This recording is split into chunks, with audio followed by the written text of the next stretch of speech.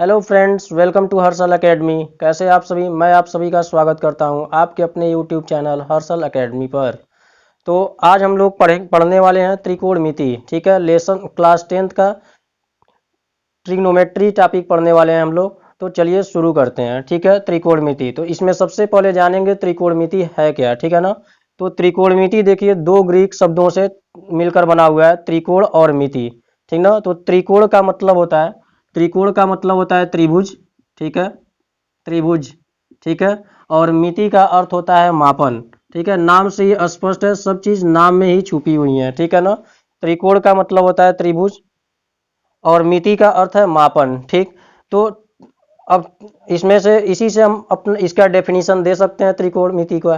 ठीक है, तो त्रिकोणमिति बोल सकते हैं। त्रिकोणमिति गणित की वह शाखा है जिसमें हम क्या करते हैं, त्रिभुज की भुजाओं तथा उनके बीच बनने वाले कोणों की माप का अध्ययन करते हैं।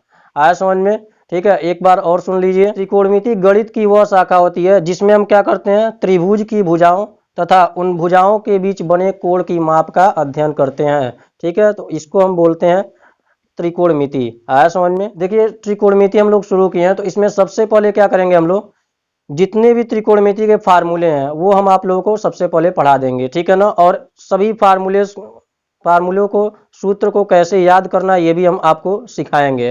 ठीक है, तो सबसे पहला हेडिंग लिखिए, त्रिकोणमिति अनुपात।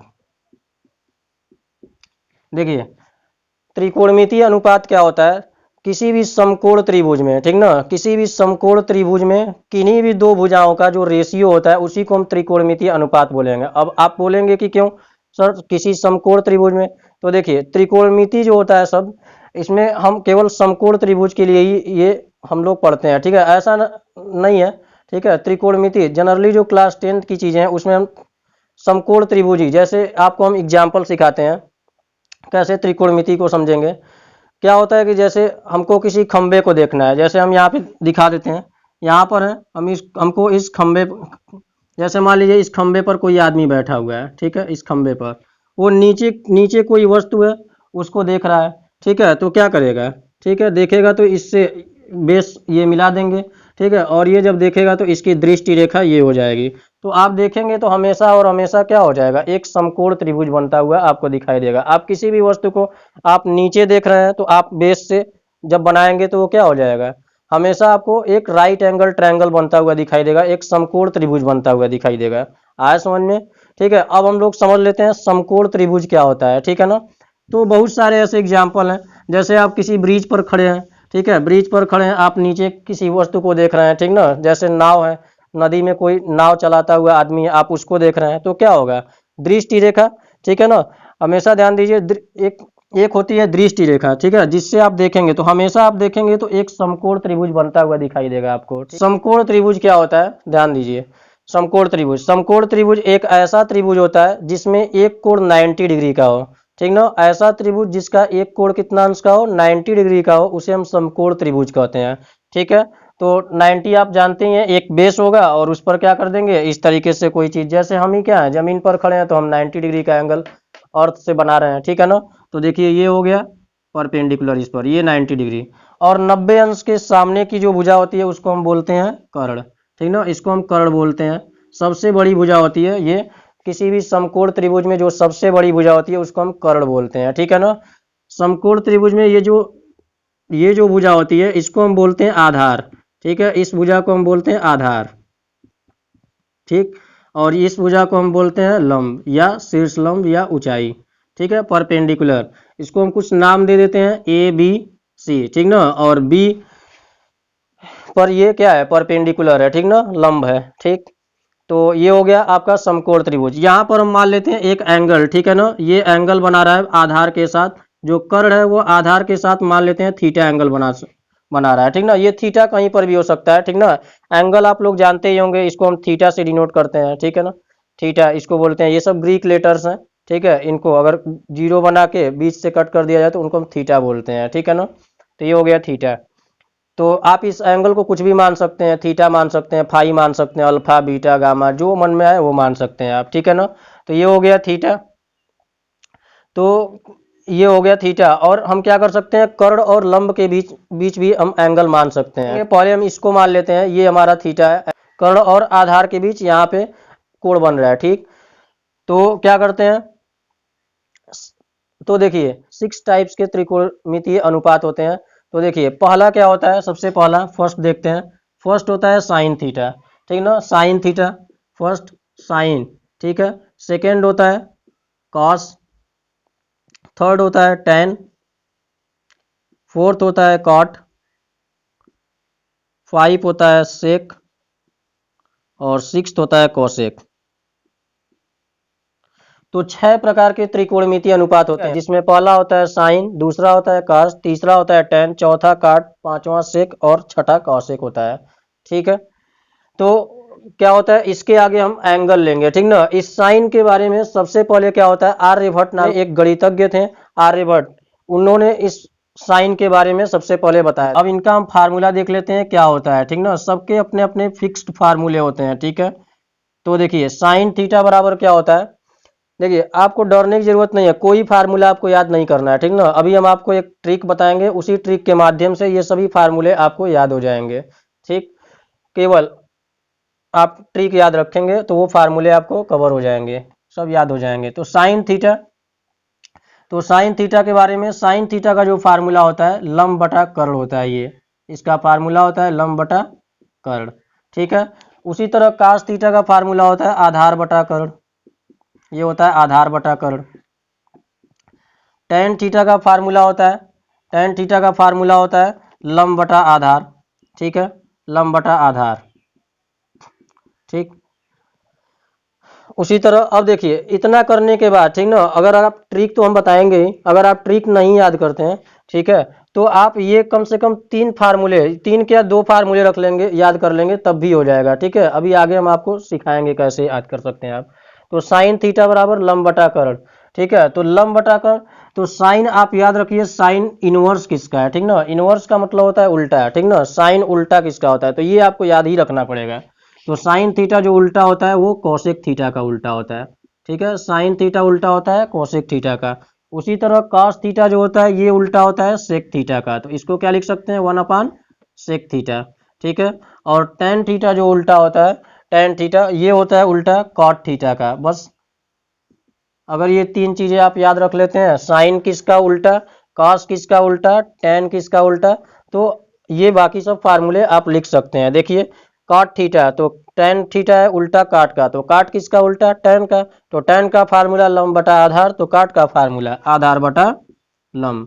ठीक ना, इनवर्स जब भी मैथमेटिक्स में क्या हो जाए, किसी फ्रैक्शन का आपको इनवर्स करने के लिए बोला जाए, इनवर्स बोले तो उल्टा, ठीक, तो क्या करेंगे, अंश को हर में बदल देते हैं और हर को अंश में बदल देते हैं। ठीक है, देखिए ये सब बाद में हम आपको सिखाएंगे इसका मतलब क्या होता है, अभी तो हम लोग त्रिकोणमिति पढ़ रहे हैं, एक एक चीज आप लोगों को हम सिखाएंगे, इनवर्स क्या होता है, एडिटिव इनवर्स क्या होता है, ठीक ना, प्रतिलोम, इसको हिंदी में बोलते हैं प्रतिलोम, और योज्य प्रतिलोम, सब चीजें एक एक चीज हम आपको सिखाएंगे क्या होता है। तो पहले ये हम लोग कवर कर लेते हैं, उसको किसी दूसरे वीडियो में देखेंगे। तो काट थीटा बराबर क्या, काट किसका उल्टा होता है, टेन का, तो इसका फार्मूला लंब बटा आधार, इसका फार्मूला हो जाएगा आधार बटा लंब। इसी तरीके से देखेंगे सेक, तो सेक किसका उल्टा होता है, कॉस का, तो सेक होता है उल्टा कॉस का, तो कॉस का फार्मूला होता है आधार बटा कर्ण, तो इसका फार्मूला क्या हो जाएगा, कर्ण बटा आधार हो जाएगा। ठीक है,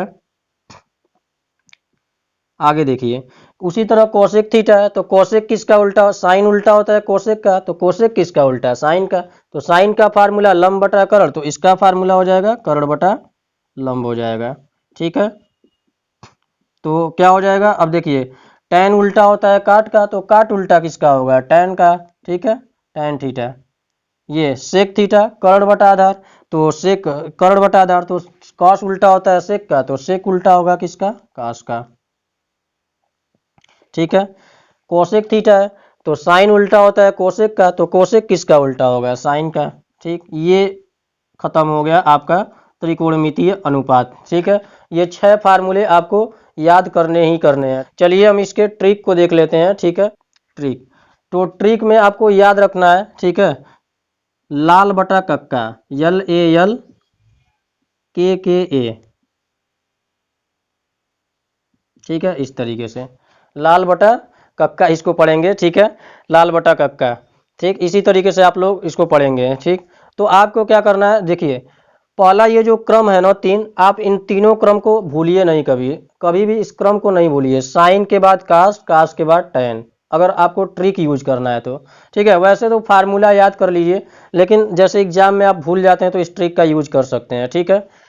तो साइन कास टैन ये क्रम आपको भूलना नहीं है, ठीक। और ये लाल बटा कक्का लिख लिए, तो यल के ऊपर आप साइन कास टैन जो क्रम याद किए हैं आप उस क्रम को लिख लीजिए, साइन कास टैन, इस क्रम से, ठीक ना। ये क्रम आपसे गड़बड़ नहीं होना चाहिए, ठीक ना, क्रम याद होना चाहिए आपको। साइन के बाद कास, कास के बाद टैन, ठीक है। थोड़ा सा भी इधर उधर होगा तो मिस्टेक हो जाएगा फार्मूला, ठीक। तो ध्यान दीजिए, अब ये क्रम से आप लिख लिए, तो साइन का उल्टा, साइन के नीचे क्या करेंगे, साइन का उल्टा लिखेंगे, ठीक ना। तो साइन किसका उल्टा होता है, कोसेक का, तो ये हो गया कोसेक, ठीक है। उसी तरह कॉस थीटा, कॉस थीटा किसका उल्टा होता है, सेक का, तो इसके नीचे लिख लेंगे सेक। उसी तरह टैन को, तो टैन किसका उल्टा होता है, काट का, ठीक है, तो काट थीटा, ठीक। अब देख लीजिए हमारा फार्मूला एकदम बनाया हुआ है।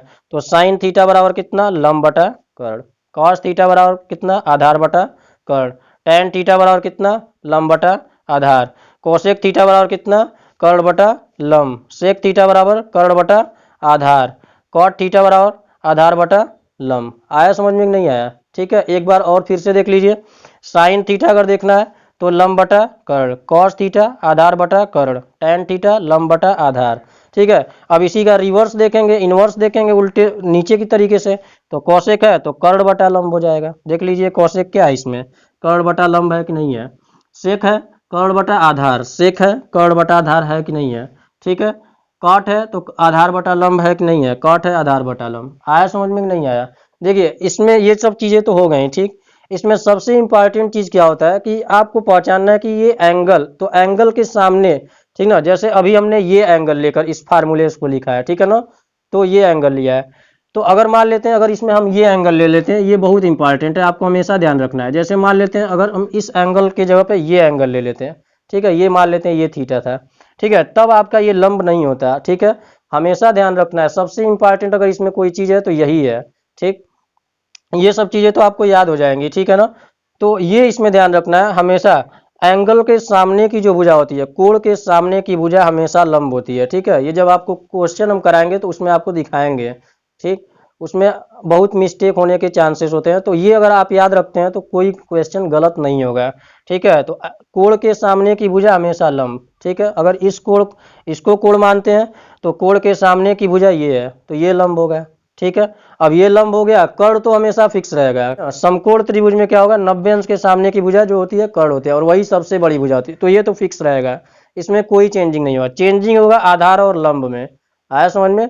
तो आधार और लंब में क्या होगा, कोण के सामने की जो भुजा होगी वो लंब होगी, ठीक ना। अब बच गया एक ही भुजा आधार, ठीक ना, तो वो आधार ही होगा।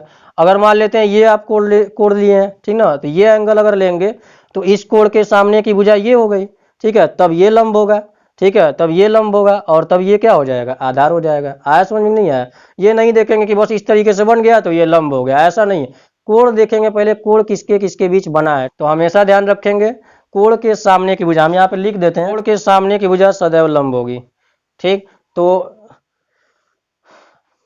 ये था आपका त्रिकोणमितीय अनुपात के बारे में, ये सभी फार्मूले थे, ठीक है। एक एक चीज हमने आपको समझाया, ठीक है, त्रिकोणमितीय अनुपात के बारे में, ठीक है। आई होप आप लोगों को ये सब अच्छे से समझ में आया होगा। मिलते हैं नेक्स्ट वीडियो में, तब तक के लिए जय हिंद।